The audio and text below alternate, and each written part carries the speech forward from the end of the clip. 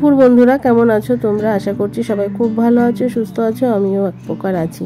তো সকাল সকাল স্নান করে নিয়েছি, আর নিয়ে এখানে দেখো পুজোটা দিয়ে দিচ্ছি। তো আগেই সমস্ত বাসি কাজ সেরে নিয়েছি, নিয়ে আজকে বড় কাজ যেটা সেটা পুজো দিয়ে দিচ্ছি। আর এই তুলসী মঞ্চটার এখানটা একটু মানি প্ল্যান্ট দিয়ে সাজিয়ে নিলাম। আর এখানে না গাছটা আমি এত ছোট লাগিয়েছি যে দেখাই যাচ্ছে না, মানে মাটির চাপা পড়ে গেছে, আবার তার নিচে অনেকটা মানে গভীর আর কি। যেমন গাছ লাগিয়েছি ছোট্ট, সেই আন্দাজে একদমই দেখো একদম দেখাই যাচ্ছে না, আর গাছটা বাড়ছেও না। তো যাই হোক, এখানটা একটুখানি সাজিয়ে গুছিয়ে নিয়েছি, নিয়ে এবার যাব ঠাকুর ঘরে পুজো দিতে। তো চলে এসে স্নান করে ঠাকুর ঘরে পুজো দেওয়ার জন্য। আর বাইরে তুলসী মন্দিরে তোমার ফুল দিয়ে এসেছি। আর পেছনের ঘড়িটা কিন্তু একদমই নষ্ট, ওর ব্যাটারি 2-3বার চেঞ্জ করা হয়েছে, তো ওটা চলছে না। তো ওখানে একটা নতুন ঘড়ি লাগাবো। আর আমার দুদিন যাবৎ শরীর এত খারাপ, সে বলার কথা না। তো দেখেই বুঝতে পারছো, চোখ মুখ বসে গেছে। আর আমার শরীর খারাপ হলে না, আর তোমার কানে গলায় আমি কিছু করতে পারি না, আমার অস্বস্তি লাগে। তো সব খুলে ফেলেছি, আর ঠাকুর ঘরে এসে সমস্ত কিছু গুছিয়ে নিয়েছি। নিয়ে এবার একটু ঠাকুর পুজো দেবো। আর আজকে খাবো হলো জল ঢালা ভাত। তো কথা বলছি দেখো হাঁপ উঠে যাচ্ছে। আর এত মানে মানে এই যে বাঁ হাতটা, এটা প্রচণ্ড মানে ঝিনঝিন করছে, আর বাঁ দিকটা বসে আসছে। শরীর এত খারাপ, তো সে আর বলার কথা না। আর মেয়ে গেছে বাপের বাড়িতে, আর তোমাদের দাদাভাইয়ের আজকে দুপুরবেলা নেমন্তন্ন আছে। তো যাই হোক, চলো আগে ঠাকুর পুজোটা দিয়ে জল ঢালা ভাত খাবো। আজকে শাশুড়ি বৌমা মিলে জল ঢালা ভাত খাবো। তো ওনাকে খেতে দিয়ে তারপরে আমি স্নান করতে গেছিলাম। তো আগে ঠাকুর পুজোটা দিয়ে নিই। আর এখানে দেখো কতগুলো লিচু রেখেছিলাম আলাদা করে, কিছু লিচু ফ্রিজে রেখেছি। আর এখন না ফল রাখলে না বেশি দিন থাকেই না, একদম পচে যায়। কি দেয় এর মধ্যে কে জানে, জল ছিটায় না কি করে ভগবান জানে। মানে রেখেছি একদম, মানে অর্ধেক ফল তো পচেই গেল। আমটাও রেখেছিলাম, লোকনাথ পুজোর দিন আনা হয়েছিল, তো সেইভাবে তো পুজো দিতে পারিনি, আমার এত শরীর খারাপ ছিল। আর এই যে দেখো ঠাকুরের ওপরে ঠাকুরের ছবিটা, লোকনাথ বাবার ছবিটা রেখেছি, বেশ ভালো লাগছে দেখে, আমারও খুব শান্তি লাগছে দেখে। আর এখানে দেখো লিচু দিয়ে পুজো দিয়েছি, কোনো রকমে ঠিক মতন গুছিয়ে উঠতে পারি না। আর এখানে ডিমের অমলেট করে নিয়েছি, শুকনো লঙ্কা ভাজা আর পেঁয়াজ, এই দিয়ে আজকে জল ঢালা ভাত খাবো। তো খাওয়ার পর না শরীরটা একদম ঠান্ডা হয়ে গেছে। আর আগের দিনে দেখো ভাতে একটা আলু ছিল আধখানা, সেই আলুটা নিয়ে নিচ্ছি। তো অনেক দিন পর জল ঢালা ভাত খাচ্ছি, মানে ফ্রিজে মাছও রয়েছে, চিকেনও রয়েছে। তো আজকে তোমাদের দাদাভাই বাড়ি থাকলে চিকেনের কতগুলো স্টমাক রয়েছে, সেগুলো রান্না করতাম। তো বাড়ি নেই বলে আর করতে ইচ্ছা করলো না। আর মেয়ে না বাসি চিকেন, মানে একদিনের বেশি 2 দিন যদি যে চিকেনটা ফ্রিজে থাকবে সেটাও খায় না। আর স্টমাক তো শাশুড়ি মা খেতে পারে না, ও চিবোতে পারবে না।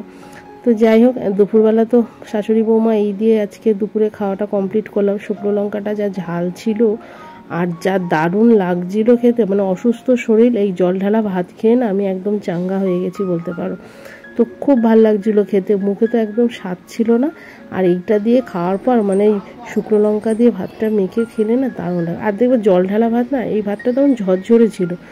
আর বাসি ভাত যদি একটু টক টক হয়, ওটা আরও লঙ্কা পেঁয়াজ দিয়ে মেখে খেতে দারুণ লাগে। তো আর একটা জিনিস দেখায়, এই যে তুলসী মঞ্চটা পাশের বাড়ি এক দিদি দেখে বললো, বা সুন্দর হয়েছে, তো বেশ ভালো জায়গায় রেখেছো। তো তুলসী গাছটা আমার এত ছোট ছিল, আর উনি কী করলো, ওনার বাড়িতে অনেকগুলো তুলসী গাছ হয়েছে, তো সেখান থেকে একটা তুলসী গাছের চারাই না আমার এখানে লাগিয়ে দিল। তো সুন্দর করে গুছিয়ে জল ঢল দিয়ে লাগিয়ে দিয়েছে। আর এই যেখানে বাইরে দেখো, এই যে আমাদের পুশিক্যাট এখানে বসে রয়েছে। আর তারপরে বিকালবেলা একটু দুধ চা করে নিয়েছি। তো তোমাদের দাদাভাই খায়নি, তো একটু বেশি রয়েছে, তো আমি সেটা খেয়ে নিলাম। নিয়ে তারপরে গেছিলাম বাপের বাড়িতে, মা খাবার দাবার পাঠিয়েছিল, মেয়ে ওই দিয়ে হয়ে গেল। আর এই যে রাতে করছে চিকেন স্টমাক। তো কালারটা দেখো কি দারুণ এসছে, খুব সুন্দর লাগছিলো খেতে, এসে সে বলার কথা না। তো ভাতটা যদি গরম হতো তো আরও বেশ ভালো হতো, কারণ সেই দুপুরে জল ঢালা ভাতটাই না অল্প একটু ছিল। বাপের বাড়ির থেকে মেয়ের জন্য, শাশুড়ি মার জন্য গরম ভাত নিয়ে এসেছিলাম, তরকারি নিয়ে এসেছিলাম, ডিমের ঝোল নিয়ে এসেছিলাম আর কি, সেটা দিয়ে ওরা খেলো। আর এই যে এখানে যে চিকেন স্টমাক আর মেটে কষাটা, তোমাদের দাদাভাই তো এই মেটে তো খেতেই চায় না, রেগে যায়, আমার জন্যই আনে আর কি। তো এখানে দেখো এই যে ভাতটা একটুখানি গরম করে দিয়েছি, অল্প একটু ভাত ছিল। আর আমার অবস্থা দেখো, ঘেমে নিয়ে একশেষ। আর এখন বাজে হলো তোমার 11:15 মতন বাজে। দেখো বাইরেটা অন্ধকার, আর শাশুড়ি মাও শুয়ে পড়েছে, ভেতরের লাইট জ্বালায়নি। আর এখানে বাইরে মানে ঠাকুর ঘর বলছি, সরি, রান্নাঘরের ভেতরে কোনো রকমে একদম অল্প হালকা লাইট জ্বালিয়ে নিয়ে এখানে রান্না করতে হয়, ঘেমে নিয়ে একশে। আর তারপরে যে ভাতটা গরম বসিয়ে দিয়েছি। আর দুপুরবেলা যেহেতু নিমন্ত্রণ খেয়েছি, ওর আজকে দুপুর মানে রাতে খাওয়ার খুব একটা ইচ্ছা ছিল না, তা নাহলে আমি প্রেশারে দুটো ভাত বসাতাম। আর দেখলাম যে জল ঢালা ভাতটাই রয়েছে, আর ঝরঝরে ছিল ভাতটা, তো আমি একটু তুলে নিলাম। আর আমি বাড়ি গিয়ে আইসক্রিম খেয়েছি, তারপরে তোমার দই খেলাম, মিষ্টি খেলাম, আমারও পেটটা ভরা ভরা ছিল মেয়ের জন্য খাবার আনতে গিয়ে। তারপর ভাবলাম যে না, একটুখানি টেস্ট করেই দেখি। তো দারুণ দারুণ হয়েছিল খেতে, সে আর বলার কথা না। আর কালারটা দেখো কি সুন্দর এসছে। এই যদি গরম গরম ভাত হলে তো আরও ভালো লাগে। তো চলো বন্ধুরা, রাতের বেলা এই দিয়ে আজকে খাওয়া দাওয়া করে নিলাম। আর খাওয়া দাওয়ার পর না একটা না দুটো আম কেটে নিয়েছিলাম। তো তোমার দাদাভাই আম খেলো না রাতের বেলা।